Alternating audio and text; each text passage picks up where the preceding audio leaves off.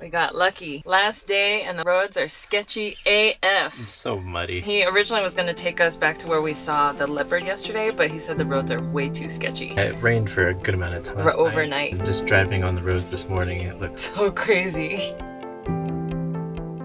I don't even want to walk in that mud. It's like I'll get stuck. The roads have gotten progressively worse since we got here. And today's our last day, so we got really lucky. I don't think we would have had much of a safari on this kind of a road.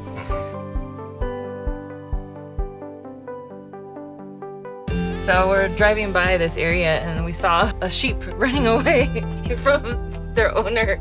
We're like, sheep, you don't want to be leopard food or cheetah food. And I saw this human running after it.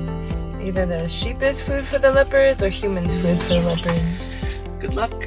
We left our campsite a little later today, around 8:30, and he did a mini game drive. And honestly, I wasn't expecting to see that much, but we saw a lot. Saw some hippos. Much closer than we did at Lake Manyara. Yeah, it's probably the closest we've been to see hippos.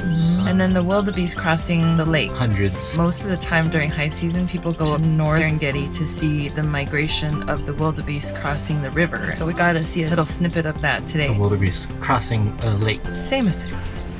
I'm gonna miss it. I had a lot of fun. It was a good time. That was a really amazing experience, and I would definitely come back. Maybe a different area, but definitely come back.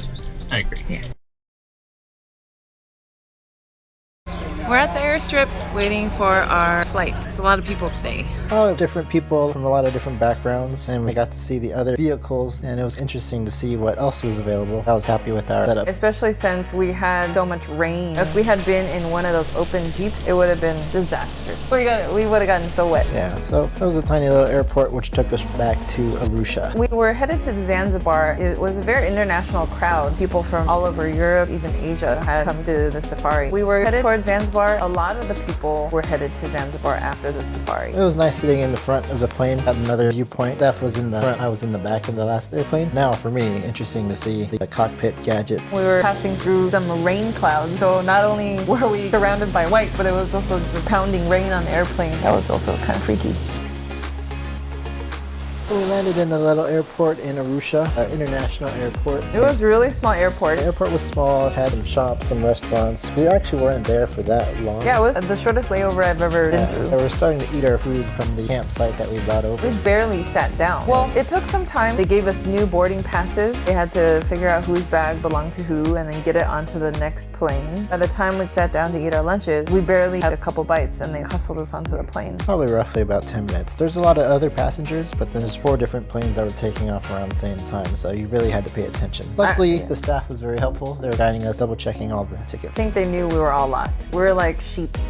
At the Arusha airport, this is our layover to go to Zanzibar from the southern Serengeti. A lot of people here. And then we went on to a slightly bigger plane, which was a hot box. That plane ride, it was just so hot, I was dying. So at one point where I looked up and both vents were pointed at Ernest, and I was like, hey, brought one over. It didn't help. Zanzibar. 1.5 hour flight.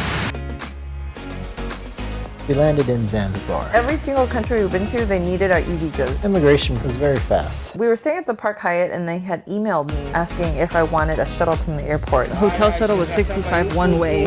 Taxis were $15, kind of a set price. So we took a taxi to Stone Town. You could tell we were not in the Serengeti anymore. It looked like any city.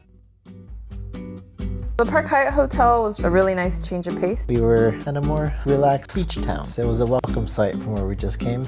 This is our room in the Park Hyatt Zanzibar. I'm just a Discoverist level, but I think it's low season, so we got upgraded to a room with a balcony. Of course. This is the bathroom. Very nice and spacious. Ooh, waterfall shower. Yes. We're gonna feel so clean after our safari. Take a 5-hour shower. And a 5-hour poop. Look, the toilet looks so nice. Oh, very nice. And the bathtub, I'm gonna soak in this bathtub. It's got one of those things where you can peek into the bedroom for some strange reason. And then we have a giant closet. That'll be nice to do our laundry. There are also laundry services. Comfy. Yum. Yum. Oh my god, it's so nice to be in a nice hotel. Air conditioning. Air conditioned, super nice hotel. Bug-free. Bug-free hotel. And balcony. I don't know how to open it.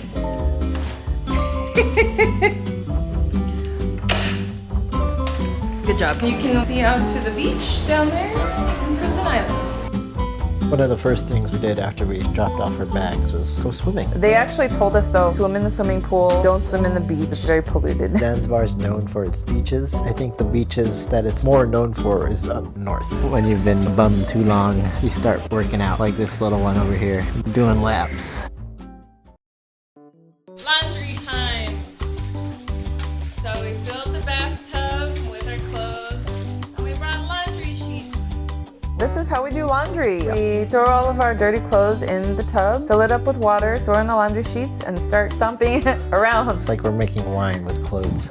And after you rinse the clothes out, you wring them gently to get most of the water out. The key is to lay the damp clothes out On a dry towel. roll it up, stomp on it to get Normally- all the water out. Normally she has me do the stomping because I'm a little bit heavier. After we started doing it this way, the clothes only take 4 to 8 hours overnight to dry. We could just hang the clothes wherever we can. Sometimes the closet, tables. Over the bed frame. There you go, wearing all black. So all the mosquitoes eat me. Going out to dinner. First night in Stone Town. Yeah, Stone Town, Zanzibar. Zanzibar is predominantly Muslim, so they do recommend tourists to dress modestly, especially because we're here during Ramadan. Respect. More covered up. Ernest is in charge of deciding where to eat in a new country because he's the foodie. This time we asked our concierge guys some decent places that we can walk to and explore the city. This is one of our favorite things to do is to walk through a new city. Gives you the flavor of the city, shows you the culture, gives you a real feel for where you are. Stone Town, it's like lots of small little alleyways. It almost reminds me of Greece.